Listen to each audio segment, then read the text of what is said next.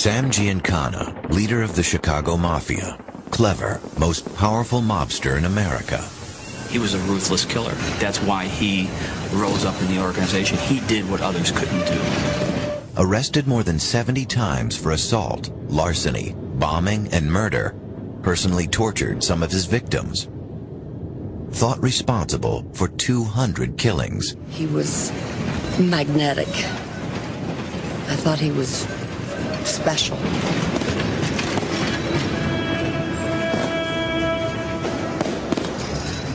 Sam Giancana sent a couple of his henchmen over to a barber shop to get a couple of barbers in line. These were men who were harmless, wouldn't hurt anybody. These men went in, grabbed the two barbers, took out rubber hoses, baseball bat, brass knuckles, and proceeded to beat them bloody, break their fingers, and leave them lying in pools of blood, all at the wishes of Sam Giancana. Sam Giancana was boss of the Chicago Mafia. Who do you think killed Mr. Kane? And without doubt, the most powerful gangster in America. Mr. Giancana? Killing someone made him feel more alive. But what made Giancana different was not his violence, but his dreams. It's the ultimate story of organized crime in America. It begins in Chicago in 1915, under a tree. At age 10, the future gangster is led out of the family home and whipped. Sam's father chained him to the tree in the backyard and would beat him with a strap, beat him to the point where he cried for mercy, would be exhausted and laying on the ground into the wee hours of the night before he was released by his father.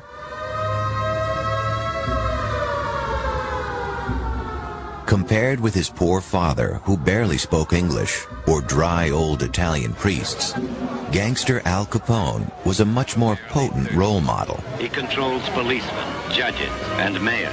Headquartered in the old Lexington Hotel, Capone exuded dark majesty. His annual revenue is reported at over 100 million. With police and judges in his pocket, Chicago was his captive city. The Patch was where poor Italians lived in Chicago.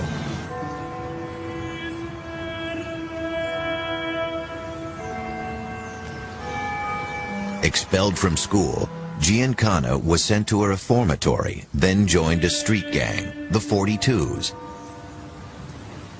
Barely more than children, they possessed a strange intimacy with torture and death. Taking gang members, rival gang members, and we're talking rivals, we're talking about other ethnic groups, and they would literally torture them, burn them, break a leg, break arms, scar them, and leave them to be an example to other people. The 42s included men like Mad Sam DiStefano, who in later life would slide ice picks into the brains of his victims. In such company, Giancana had to try hard to impress. Explained he was an Italian boy, an Italian, in those days in Chicago, the Irish and the Polish were the people. He was a Dago, a Wop, a Guinea. They couldn't get any decent jobs. As he said, they were the low-grade white people. And he said, of course, he had no money. He had to do things like all the kids did. They wanted it. He had to steal it. They called him Mooney, crazy.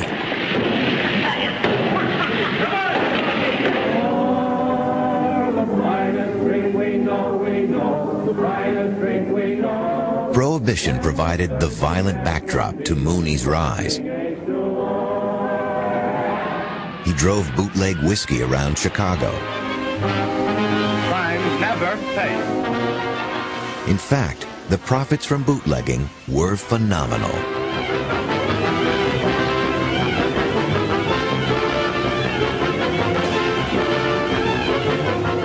There was open war between bootleggers and the law.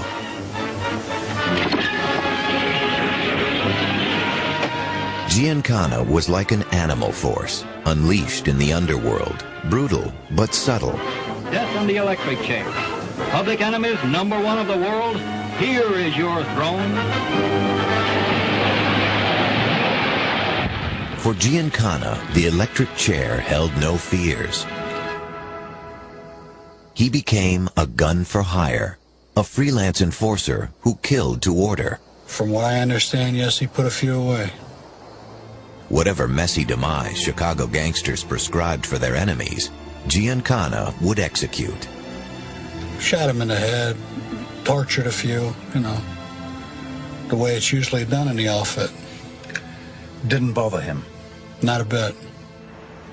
Barely out of his teens, legend had it he'd killed 20 men. He was a ruthless killer. That's why he rose up in the organization. He did what others couldn't do. He told his brother he enjoyed killing.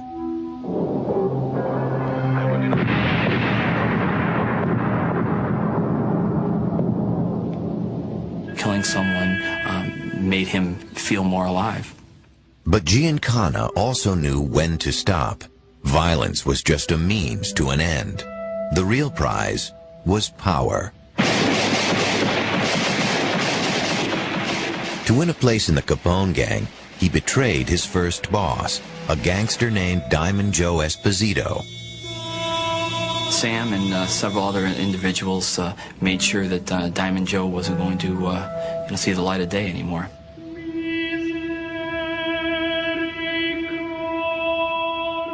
Yet according to the distorted code of the underworld, Giancana was no traitor.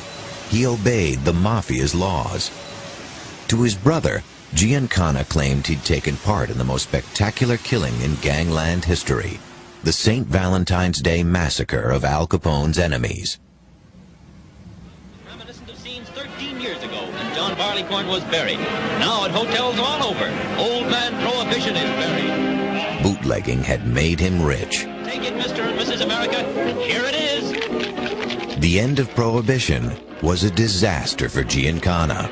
The most profitable criminal activity in America had vanished. Look what I've got now.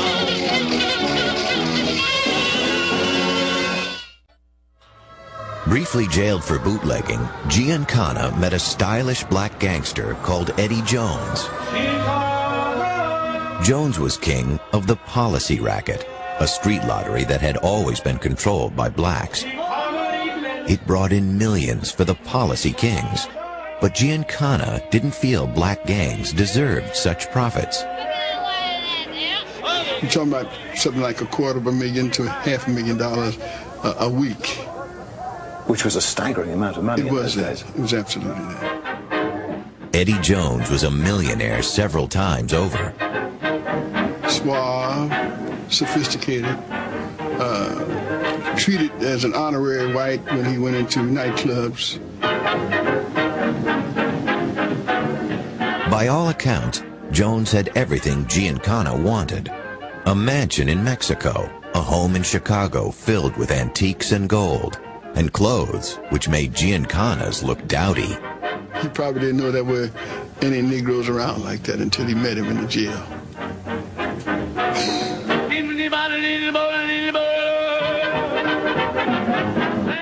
Out of jail, Giancana cultivated his new black friend. He opened a nightclub called the Boogie Woogie, attracting black gangsters, including Eddie Jones. So Eddie Jones thought Sam Giancana was his best friend? Yeah. One evening, Jones was kidnapped, flung in a car, and driven to Giancana's new home in the suburbs. Jones took the next train to Mexico, having agreed to turn over his entire gambling operation to Giancana. Evidently, Giancana had introduced him to a few realities.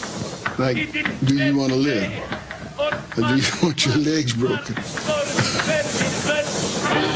And of course, from that point on, I mean, the word went out, and the policy game became white as opposed to black. His daughters say Giancana dreamed a familiar dream. The American dream, to own to run a big business, a big corporation. Except it was the dark side of the American dream. That's true.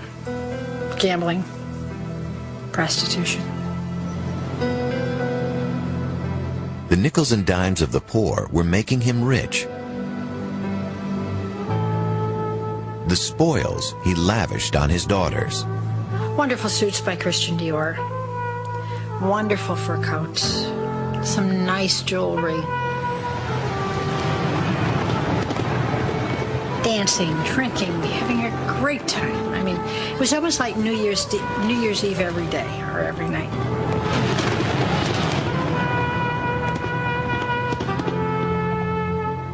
Jews were fawned on by waiters and shop assistants.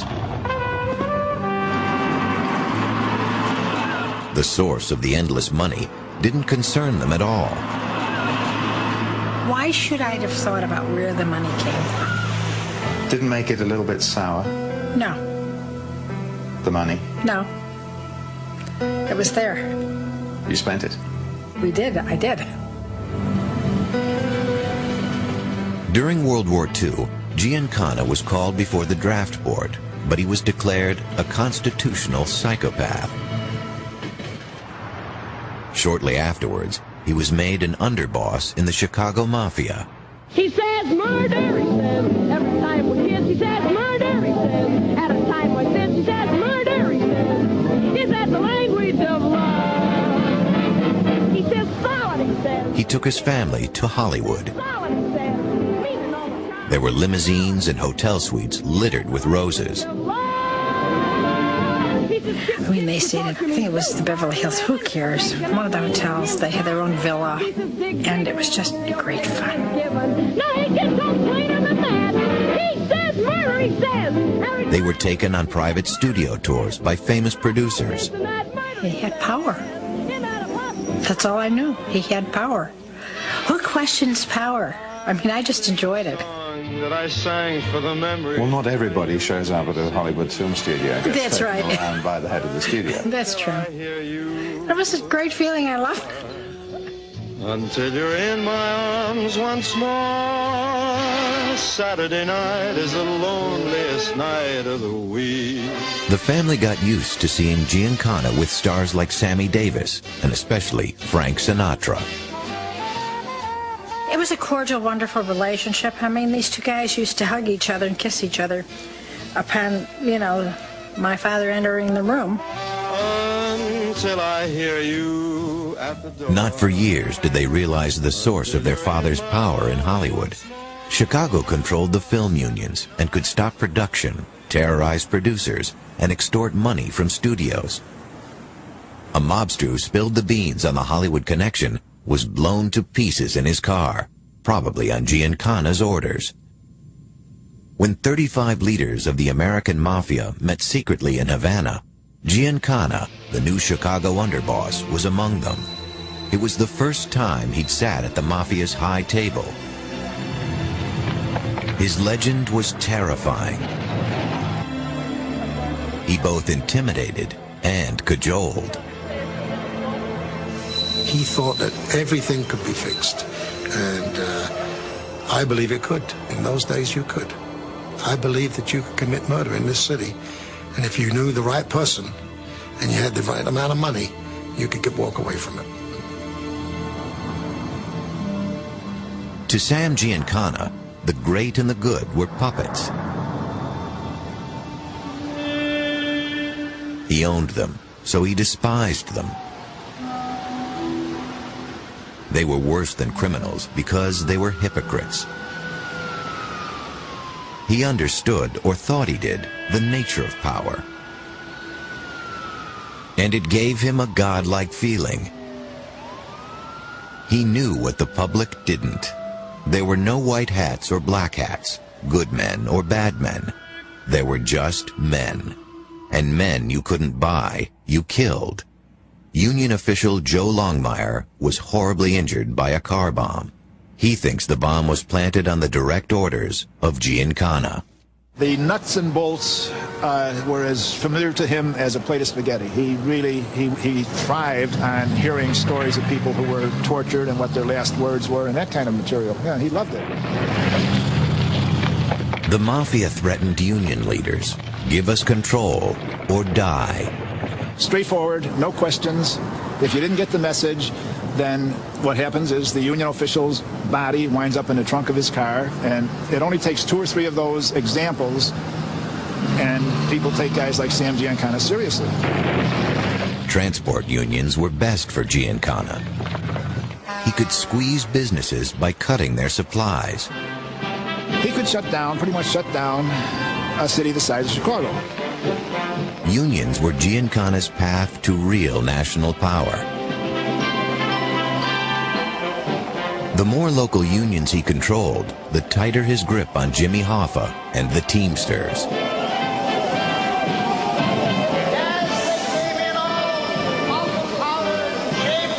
If you think of a pumpkin pie, Jimmy Hoffa was a pumpkin pie that was cut into 8 or 10 pieces, and Sam Giancana had one of those 8 or 10 pieces. The Teamsters pension fund, controlled by Hoffa, became a piggy bank for Giancana.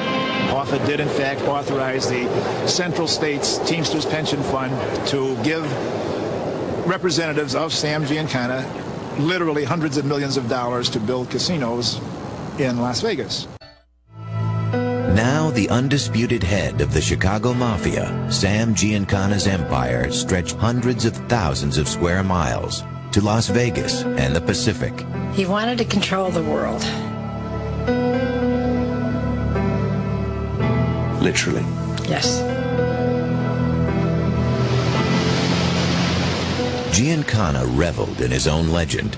He possessed an intoxicating combination of money and absolute fatal power.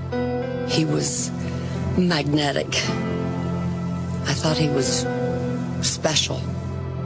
His frail Italian wife, who'd never strayed and never dared question him, had died. Alone in Las Vegas, he fell in love. Be really refreshed. Phyllis McGuire, lead singer with the McGuire sisters, was America's sweetheart. King size Coke has more for you, get value, live, refreshment too.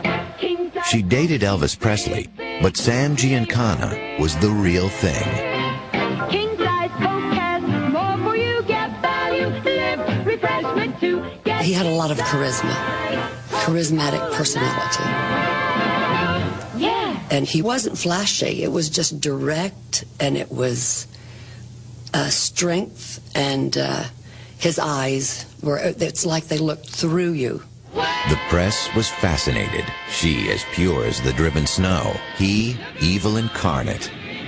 Wherever the sisters went, the gangster followed, from Vegas to London to Rome. When we were in Italy, he didn't want to go to Sicily.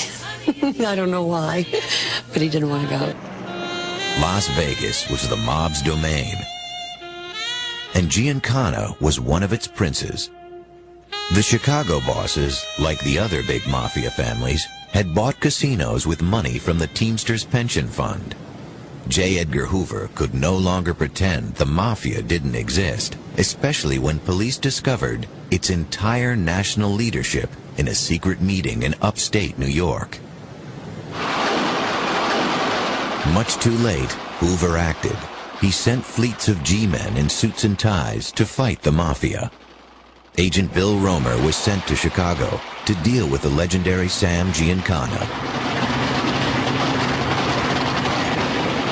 The city seemed to him like occupied territory, its police and judges controlled by the enemy. Romer became obsessed by Giancana.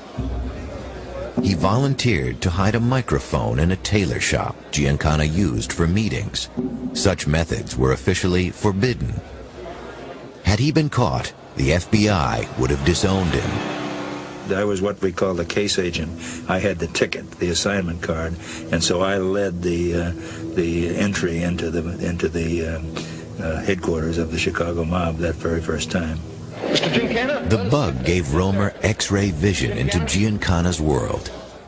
He inhabited a strange parallel universe that mimicked the straight world. It was highly organized with its own hierarchy and disciplines. Sometimes Giancana sounded efficient, managerial. Other times, almost insane.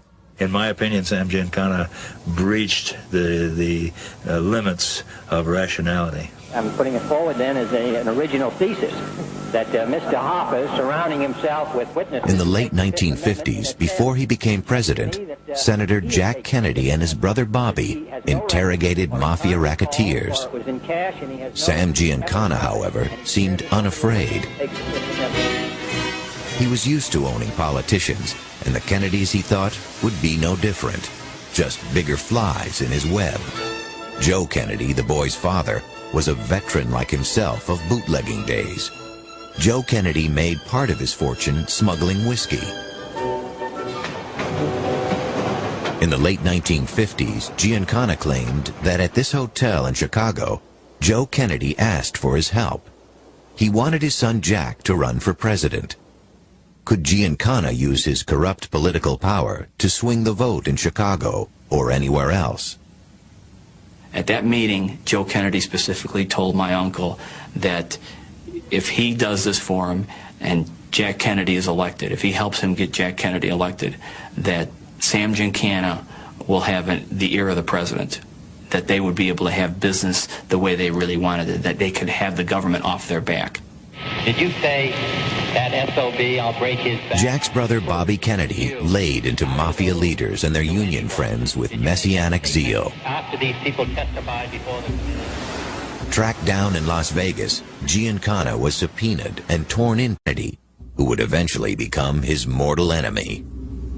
Would you tell us whether if you have opposition from anybody that you dispose of them by having them stuffed in a trunk? Is that what you do, Mr. Giancana? Decline to answer because I honestly believe my answer might tend to incriminate. Will you tell us anything about any of your operations, or you just giggle every time I ask you a question? Decline to answer because I honestly believe my answer might tend to incriminate me. I thought only little girls giggled, Mr. Giancana.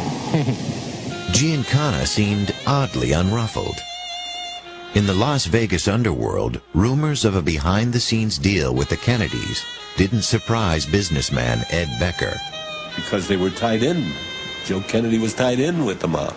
Joe Kennedy had tied his sons into the world of Sam Giancana. By osmosis, yes. Giancana really imagined he owned the Kennedys. That's what we were led to believe. Who led you to believe that? Sam. We've got the Kennedys. They're in our pocket. We own them. What other guy could you rather have in your pocket but the president? Me, I thought it was a little ridiculous that but then again, hey, if this is possible, we got a hell of a thing going. Joe Kennedy understood the power of organized crime to mobilize votes and fix results. In New York in the 1960 election year, he was reportedly seen lunching with a succession of top mobsters. FBI files record similar meetings. If he did seek the mob's help in the election of his son, Joe Kennedy made the most dangerous deal imaginable. Sure, because you're dealing with psychopathic people. Who believe that they are critical to your election. Absolutely. There's no free lunch in the mob. Just before the election, the Chicago wards he'd most thoroughly corrupted, Giancana sent out his soldiers to rustle up votes for Kennedy. We were told by Sam to go out there and get all the Italian people and the Irish and the Polacks and get their votes, tell them what the Kennedys could do for us, that we needed this guy in the office. I never let them know that it would help organize crime, but I just let them know that it would be good for them. So we went out there and we pushed for votes. We sent people out, all the old greaseballs and Polacks, we sent them all out there, we talked to people, and they all voted for Kennedy. The election was incredibly close. Nationally, Kennedy scraped in by 0.1%. He was ecstatic. He says, I got that man his vote. The state of Illinois was critical, and Kennedy won it by just 9,000 votes. Senator Kennedy will be the next president of the United States. victory, Giancana believed, belonged to him. Whether Giancana actually tipped Kennedy's election is one of the imponderables of history. The point is, he thought he did. In Cuba, Fidel Castro had seized power, closed the casinos, and thrown out the mafia. Then the temper of the throng changed, and an ugly mob ranged the streets. Its prime targets the symbols of the overthrown regime. Giancana had lost millions. Giancana had reason to be confident in his relationship with the United States government. The CIA had invited him to take part in a bizarre plot to murder Fidel Castro. The mafia were the fall guys. If the operation was discovered, they, not the government, would take the blame. The prize, the return of their Cuban casinos. The idea was put to Johnny Rosselli, Giancana's man in Hollywood, by a CIA contact. He thought I was kidding, at first. Then he became stupefied. And after a few more drinks, he knew I was telling the truth. At a meeting in Miami, Rosselli and his boss, Sam Giancana, agreed to kill Castro. I became convinced very early on that both Rosselli and Giancana were doing this as good Americans. Giancana brought in his ally, Santo Trafficante, the mafia chief of Florida. Secretly, Trafficante thought the whole thing was crazy, but hoped to squeeze money out of the CIA. Panicked by Castro's communist ties, the CIA's Health Alteration Committee came up with lethal viruses and poison, so the mafia could kill him without a trace. They had exploding cigars and chemicals to make his beard fall out. They convinced me that we were involved in a just war. It was imperative that Castro be eliminated. Giancana and his CIA friends stayed at the Fontainebleau Hotel in Miami Beach. They had caviar flown in daily. I was putting myself in a terrible position as the sole conduit between the underworld and the United States government. The government told Giancana some of its deepest secrets. Miami seethed with intrigue. The CIA was planning to invade Cuba with an army of Cuban exiles. It persuaded Castro's former mistress to go back to Cuba and slip poison pills into his drink. But once in Cuba, she lost her nerve. The CIA's invasion of Cuba failed too. Fearing exposure of America's involvement, at the last minute, President Kennedy called off the U.S. air cover the invaders had been promised. They were arrested or shot. The mafia chiefs, like the defeated Cuban invaders, were infuriated by Kennedy's empty promises.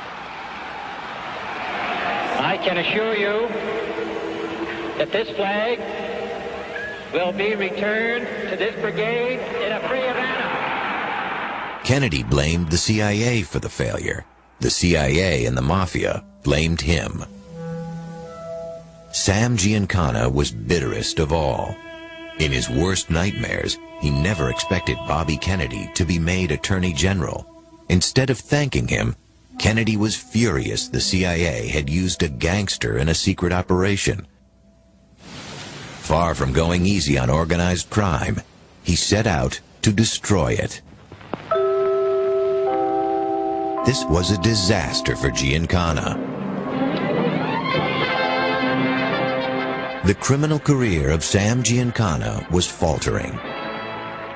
I said, take a look at this guy, this scum, this piece of slime. This is Sam Giancana, the boss of the Chicago mob, the successor to Al Capone. Just look at this jerk. You people are so lucky. You just are traveling through Chicago. We have to live with this slime. Well, nobody had ever talked to Sam Giancana like that. And as a result, he just blew his stack and he said, Romer, he said, you lit a fire tonight that's never going to go out. We're going to get you if it's the last thing we ever do. Giancana had suffered the most extraordinary reverse. he'd been involved in a deep government secret. He thought he had the Kennedys in his pocket. In fact, he was running from them like a rat.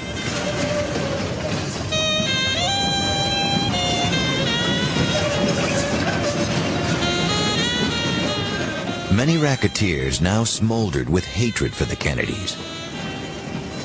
Giancana himself, his Union friend Jimmy Hoffa, his co-conspirator in the Castro plot Santo Trafficante, all had been targeted by Bobby Kennedy for prosecution. But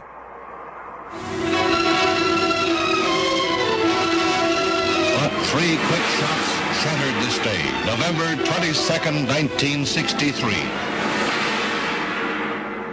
Sam Giancana told my father that we took care of Kennedy together, that elements of the CIA, along with members of the mob, joined together to assassinate the President of the United States, that they each had equal reason to make sure that Kennedy did no longer remain in office. Specifically, that Kennedy was upset at the CIA, and obviously the mob was very upset at Kennedy. Wishful thinking, maybe, but at least one official inquiry, that of the House Select Committee on Assassinations, did conclude there probably was a conspiracy, perhaps headed by a powerful ally of Giancana, the mafia boss of New Orleans, Carlos Marcello. If there was a plot, and I think there was, the most plausible explanation of the evidence is that organized crime, in particular, Marcello in New Orleans, had a hand in the assassination. The evidence connecting the mafia to the assassination was circumstantial, but intriguing. 2 days before Kennedy was shot, a New Orleans bar girl was admitted to a hospital where she made startling claims to doctors. She said it was very common knowledge in the underworld figures in New Orleans that there was a contract out on John F. Kennedy and that he would be assassinated. She gave no specifics, but she made it very clear, and she told a number of the staff in the hospital there that this was going to happen before it happened. She worked in a bar in New Orleans owned by the family of Carlos Marcello, the city's mafia chief, and a longtime associate of Sam Giancana. In mid-1963, on his huge private estate in the swamps outside New Orleans, Marcello told several witnesses the mob intended to kill the president. I'm thinking, well, here's a vendetta where he is like going to kill somebody. And so I'm saying, you're not, how are you going to do that? You can't do a thing like this. And he says, you get a nut to do it for you. He said that? Yeah. You get a nut? You just get a nut to do it. There's nobody bothers you. You just get a nut to do it. Was Lee Harvey Oswald the mafia's nut? It's Patsy?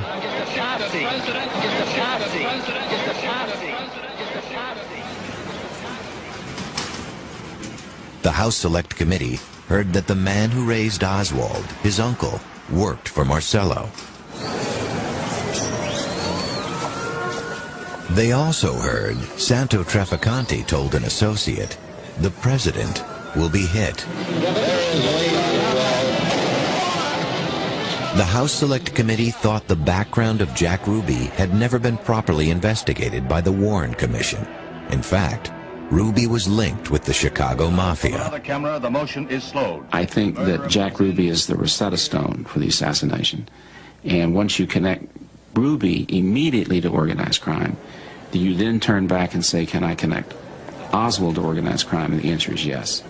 Just before the assassination, Ruby phoned mobsters all over the country, including men close to Giancana.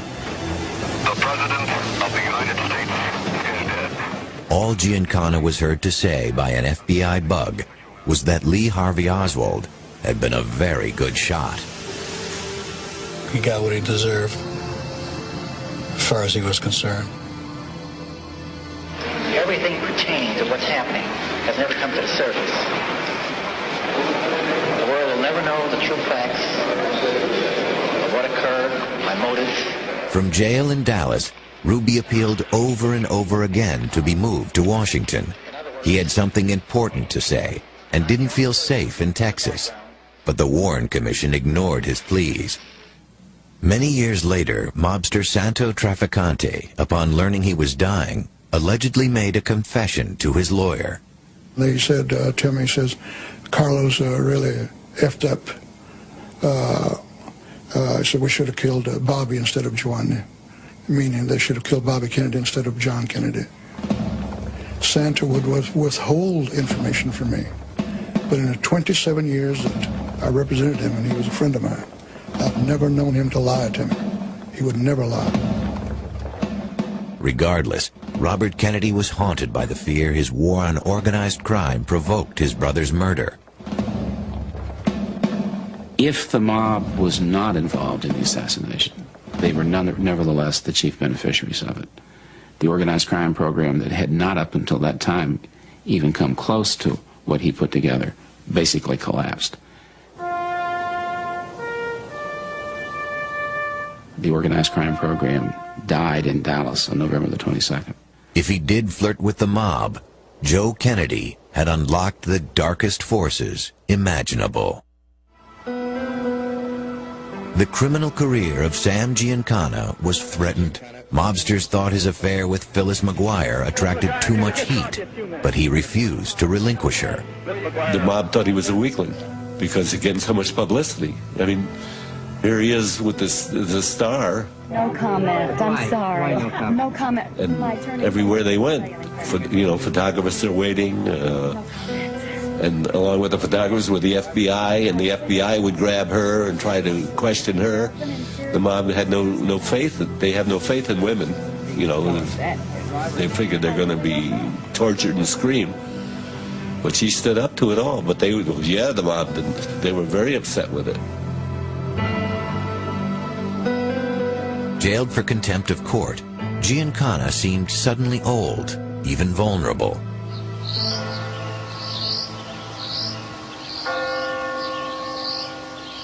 In 1966, he was released and slipped into exile in Mexico, taking with him millions of dollars. He chose a town in the mountains above Mexico City, with blue skies and clouds of bougainvillea. Large payments were certainly made to powerful men in Mexico City to protect him, to provide sanctuary. He bought a $5 million estate called San Cristobal and shut himself away at the top of the house. He could sit there for hours and hours and hours and just look out and never budge. He would have telescopes in his upper room and looking out and seeing the poverty, and not only that, he used the telescope to see if there were any government people looking in onto his home. He'd often said the time a man has to watch out is when he becomes frail and lets his guard down. The mob is an organism. It's a growing organism. And if you're not there to water the plants or take care of the plants, somebody else is going to do that. And pretty soon they feel he's unstable, and they're watching all the time. I mean, I don't care where he was, somebody was watching Sam. Perhaps he hadn't paid the Mexicans enough. One morning in 1974, when he was tending his cactus garden, Mexican police raided his estate and dragged him to the U.S. border. Mr. Giancana, why did you have to leave Mexico, sir? Why? I don't know. I finally thought, well, he'll come back and we'll be a family. But Mr. Giancana, what are your future plans here? In 1975, he was called before a Senate committee investigating the CIA plot to kill Castro. The night of June 19th, 2 escorts had just arrived in Chicago to take him safely to Washington. Neither his caretaker nor police officers watching his house heard the 6 shots that killed Sam Giancana at midnight on June the 19th, 1975. He'd been cooking sausages and late that evening opened the door to a visitor. A few minutes later, he was dead, shot in the head and the chin. Perhaps somebody believed he would blurt out the truth about the Castro operation at the hearings in Washington. Not long afterwards, the dismembered body of Johnny Rosselli, Giancana's partner in the Castro murder plot, was found stuffed in an oil drum in the sea off Miami. Giancana always said that if you want to find the murderer, look for the one who survives. The mob's only survivor from the plot to kill Castro was Santo Trafficante, the mafia chief of Florida. They were afraid he was going to talk. The same as Roselli. Roselli's going around shooting his mouth off, and they were killed within months of each other. I think it was the Trafficante people got the okay from Chicago. Like so many who live in a world of secrets, Giancana, perhaps in the end, understood less about the world than he thought he did. Finally, his darkest dreams of real political power came to nothing. His funeral was an oddly muted affair. The mobsters who once fawned on Giancana stayed away. His family was bitter. They really practically beat up on the press. Can't we mourn in peace without having the trash around? But he was the biggest mobster this city has ever produced. Yeah, and the smallest funeral that the mob has ever had. Because his great friends didn't show up. That's right. Why? They were probably the guilty ones. He was buried in a marble mausoleum he built for his wife, next to the father who beat him.